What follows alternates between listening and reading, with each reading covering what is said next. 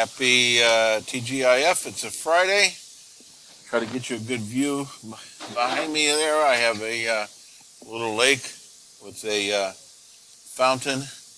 So, this is part 2 of my lecture on the American West. So I'm going to jump right in. We stopped off talking about the exodusters, and here is a picture of an exoduster family. Where did it go? Here it is. Slideshow from the current slide. There we go. I'm sorry, these are the cowboys. And so we talked a little bit about vaqueros, and come on, there we go. So here's a exoduster family in Kansas. I think it's Kansas, might be Nebraska. It's Nebraska, 1887, the Shores family. And according to the book, the Shores family came from as exodusters. In 1887, when this photograph was taken, they were settled in their Nebraska farm, though still living in sod houses. The patriarch of the family was Jerry Shores, an ex-slave. He's the second from the right in the picture. He was a former slave. Finally had his own land and had a modicum of freedom. And so the exodusters were working along with Anglo farmers in the West, but there were inhospitable conditions. The Great Plains conditions were harsh. There were extreme temperature changes. There were no trees at all or wooded areas. Try to imagine. I don't know if we can imagine that. We live here in South Florida where there's not a lot of forests or hills, but imagine, as far as your eye could see, rolling hills with no trees. I think that would be difficult. No trees or wooded areas, clouds of grasshoppers that were able to destroy crops, tornadoes and hailstorms. Kansas is still one of the primary regions in the United States for tornadoes. Because of the absence of wood for construction, houses had to be built out of sod or cut from the ground. And of course, there was no wood for burning fires, so I think there's a picture here, if I can get to it without too much trouble, of a lady gathering buffalo chips for their oven, for their fire. You can guess what buffalo chips are. When I was growing up on a farm, I used to have to watch out when I was walking for cow chips. But they do work as fuel, so there you go. So the problem in 1885 was a dry period that began with drought. Very, very dry period. Dry farming techniques required plowing very deep in order to reach the subsoil moisture. This deep plowing was not good for the soil. It eventually exhausted it. Family farms could not survive on less than 300 acres, which is a lot of land for one family to farm. I grew up on a farm of 160 acres. And we had modern equipment. Dry farming also required significant capital investment for farming machinery. So 50,000 farmers gave up and left the Great Plains during the drought from 1885 to 1890. By 1900, half of all U.S. cattle, 1/3 of its grain, and 3/5 of all wheat came from the Great Plains. It was not sustainable. This area was not intended for this kind of commercial farming. So the farmers devised some survival strategies. In 1867, they formed the National Grange. I told you, I think in the previous video or lecture about the populist movement. They were very focused on self-help. The National Grange of the Patrons of Husbandry was started to help the social life of farmers and encourage cooperation. Farmers organized cooperatives, Farmers were relatively helpless against drops in the global commodity prices such as wheat.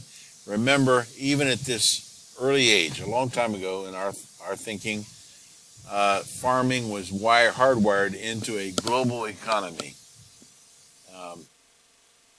This brings us to the fate of the Indians who lived on this Great Plains area. You remember I believe it was 1838, that Congress designated the Great Plains as a refuge for Indians, and only for the Indians exclusively. That changed very quickly after the Mexican-American War, and eventually when gold was discovered in California. So the Indians resisted the encroachment settlement the best they could, striking back all along the frontier. There were Apaches in the Southwest, Cheyenne and Arapahoes in Colorado, and Sioux Indians in Wyoming and the Dakota Territories.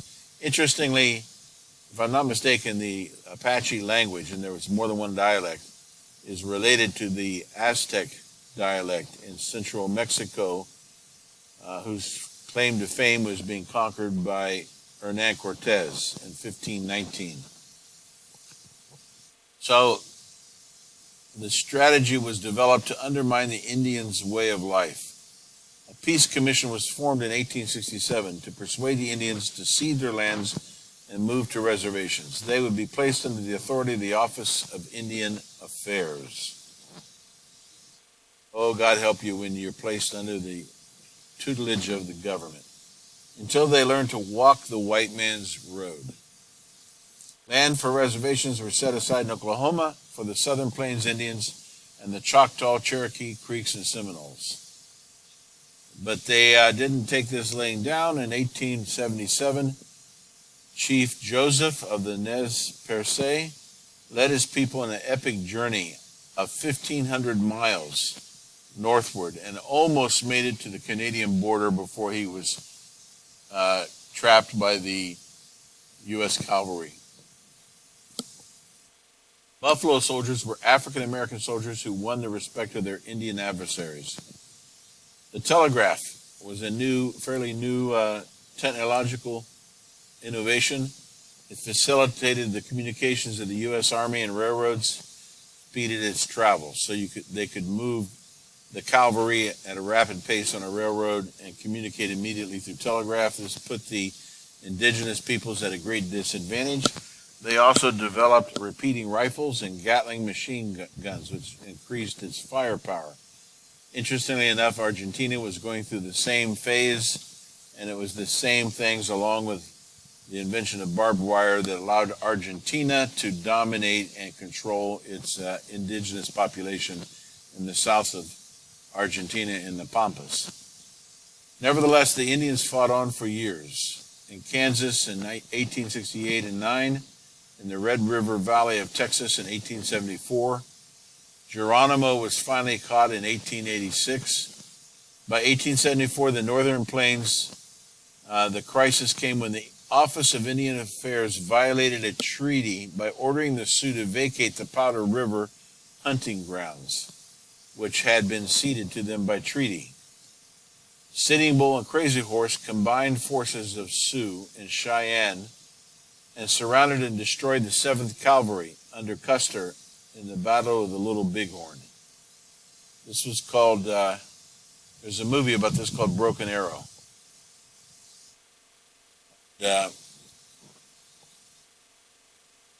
I'll move on there.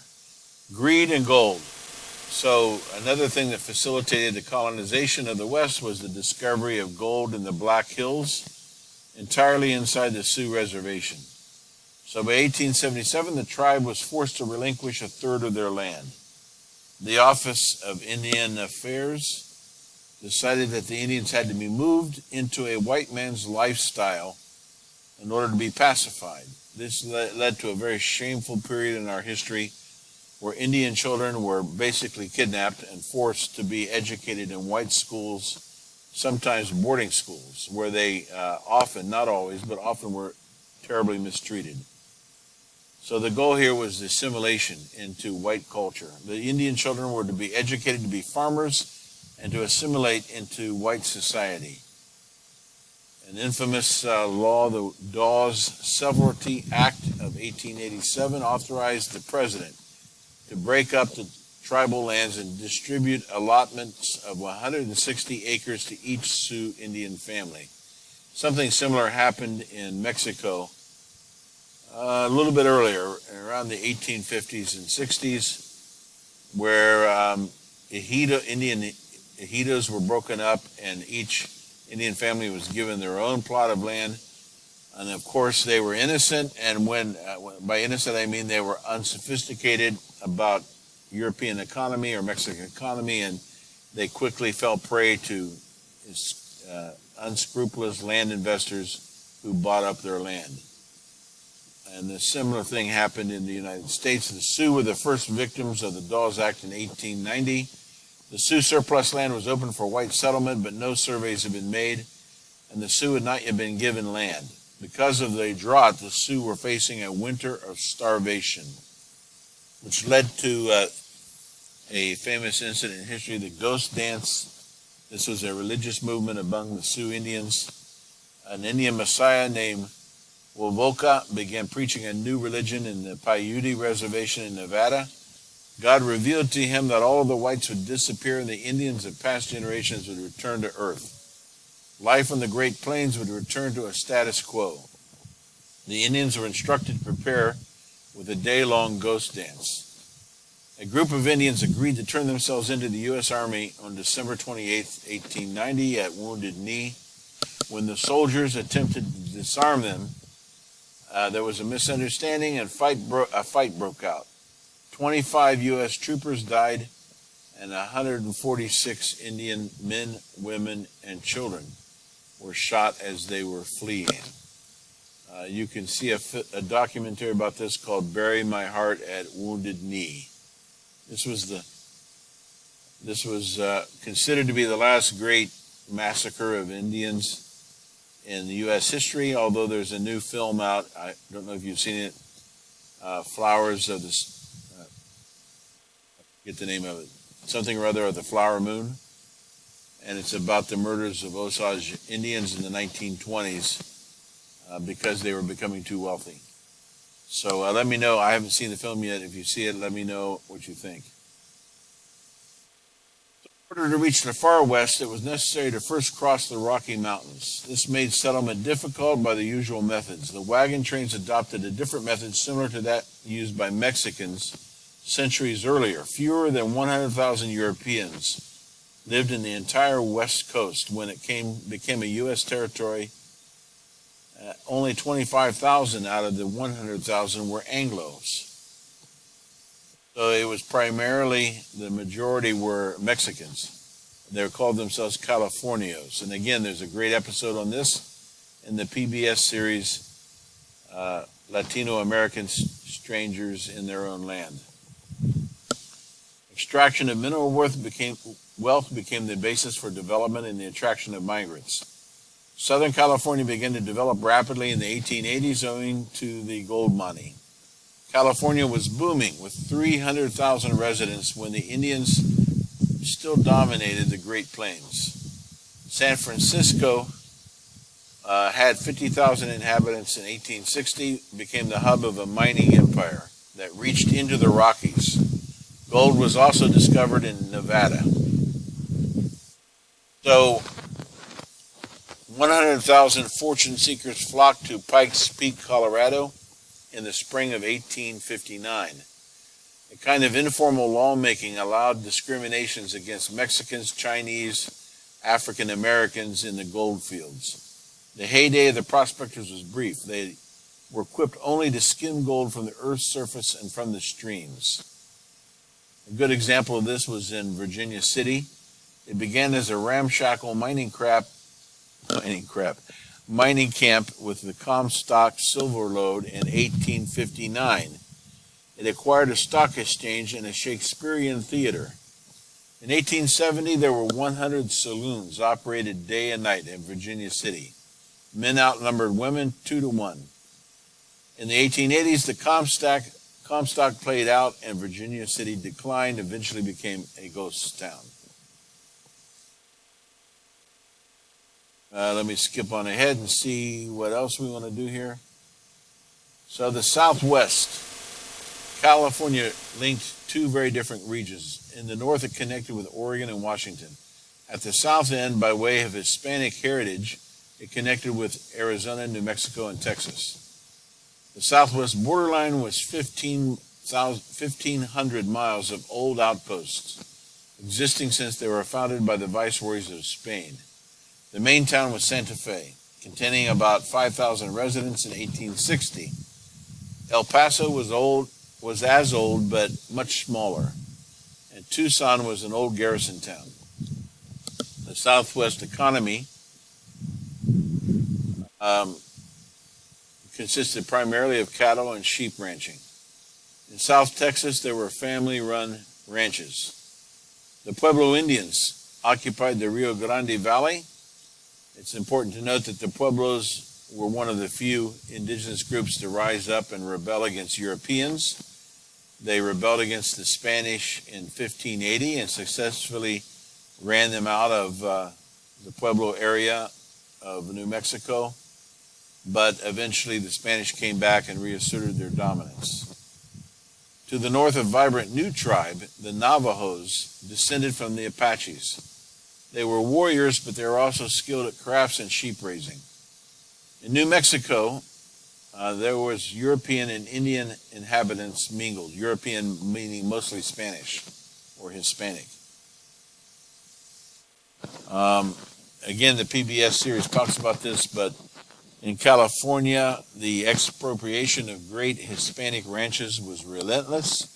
Eventually, the wealth and the lands that belonged to the Hispanics came into the hands of Anglos, and the Hispanics were marginalized. That didn't happen in New Mexico, which was more isolated even after the railroad arrived, and there was a much larger Hispanic population.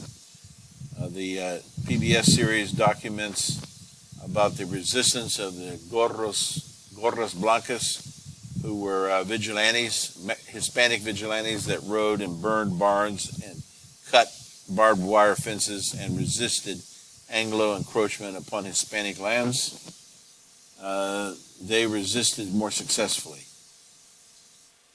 Railroads were being built, copper mines were opened in Arizona, cotton and vegetable agriculture spread in Texas, orchards were planted in California. In Texas, the Hispanic population increased from 20,000 in 1850, shortly after the incorporation of Texas into the United States, to over 165,000 in 1900. In addition to Mexican immigrants, there were large numbers of Europeans who continued to immigrate to the U.S. 1/3 of California's population was foreign-born. This included a large influx of Asian migrants looking for work. In the mid-19th century, there was a period of great poverty in China, India, and Java. And because of that, many Chinese and Indians migrated and served as indentured servants, not only in California, primarily Chinese, but also in Trinidad and Tobago was another place primarily with Indian, both Muslim and Hindu Indians. Most of these Asians migrated as indentured servants, which in effect made them property of others. Chinese migrants were the most numerous, followed by the Irish, which in turn were followed by Germans and British, and finally I said that backwards. I'm sorry. The most numerous immigrants were the Irish. After them came Germans and British, and finally the Chinese in smaller numbers. Although they followed the British and Germans and Irish, there were 200,000 Chinese that came to the U.S. from 1850 to 1880. The Chinese constituted 9% of California's population. And this began a period of anti-Chinese racism, ethnocentrism. The Chinese being a very different culture, it was very threatening to the dominant Anglo majority in California. So anti-immigrant racism was directed against the Chinese, with a frenzy that climaxed in San Francisco in the late 1870s when mobs ruled the streets. In 1882, Congress passed the Chinese Exclusion Act, which barred further entry for Chinese into the United States. The first group to take the place of the Chinese in California were Japanese. California offered everything: cities, farming, universities, spectacular natural beauty, but it lacked a cultural heritage, at least from an Anglo perspective. It certainly had a Californio cultural heritage. I can't help editorializing in some of these parts. One of my goals is to kind of integrate Latin American history with U.S. history and teach a more unified hemispheric history, but we'll see how that goes. My time is running out. In 1884, Helen Hunt Jackson published a story called Ramona about a half-Indian girl in the Spanish colonial times. This sparked a revival of interest in the Spanish past of California. Festivals sprung up commemorating the Spanish missions. So in 1885, the Santa Fe Railroad arrived in California. Thousands of people poured in from the Midwest. Los Angeles began an explosion of population growth. Fruit farming took off in Central California, consisting of oranges, grapes, and other kinds of fruits, with its heavy dependence on manual labor.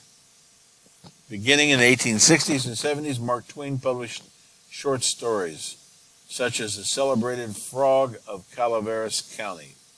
I've read, probably not considered one of his best writings, which developed a theme of optimism in mining camps.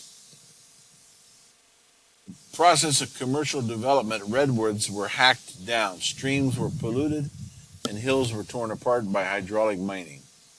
Yosemite Valley Park had been created in 1864. A naturalist by the name of John Muir arrived in California shortly after and helped launch an environmentalist movement. The Sierra Club was formed in 1892 to help try to slow down the destruction of the natural beauty and wildlife of California. In the Great Plains, in 1860, the ancestral home to nomadic Indian tribes, despite fierce resistance, by 1890, the Indians had been crowded into reservations. So in summary of the expansion west, we can say that the West Coast took the form of islands of settlement driven by mineral wealth. The West Coast was distinctive in that a single state, California, dominated the entire coast from the south to the north, at least until Oregon and Washington, anchoring the Pacific Slope region by the Hispanic Southwest area. California growth was accelerated by the discovery of gold. California developed a distinctive culture that emphasized its Hispanic heritage, its climate, diverse Chinese, Japanese, and Mexican immigrants. And so that concludes our discussion of the expansion west. And next week we'll continue on another facet of this period of American history. Probably the Gilded Age, I think, is coming up. So thank you very much for your kind time and attention. I bid you adieu. I can figure out how to pause this.